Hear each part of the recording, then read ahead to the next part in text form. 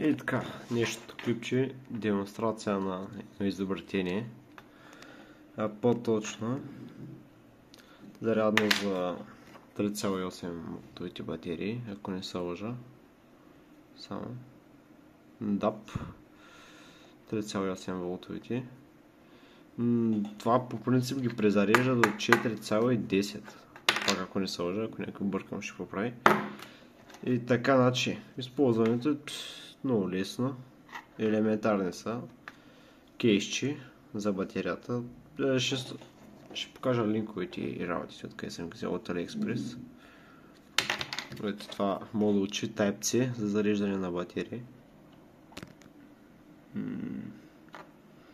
От сорта на 50-60 стотинки в AliExpress. С контролерче, нали? Като цяло това е лепиш, прикарваш кабелите, плюс-минус и готов. Сега ще покажа и демонстрация. И така, сега ето го Type-C модулчето и по-нагледно.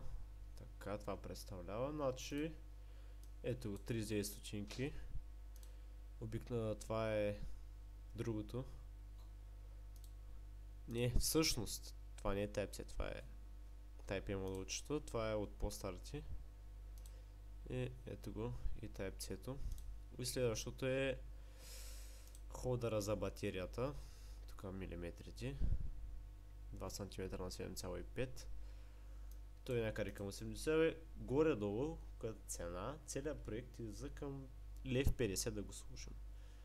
Тук, нали, можете да си направите за 4 батерии, за 2 батерии или за 3, зависи, нали. И това е като цяло. Сега слагаме си батерията. Ето така. Малко ми е трудно се на ръка, но ще вземе стойка. Пасва си. Сега бутаме Type-C-то. С Type-C, между другото, има и други платки, които не са с Type-C, с Type-A обикновеното. И вече почва да се зарежда. В момента съм опуснал 5 волта. И като се зареди, вадим я и като се зареди свети просто синята.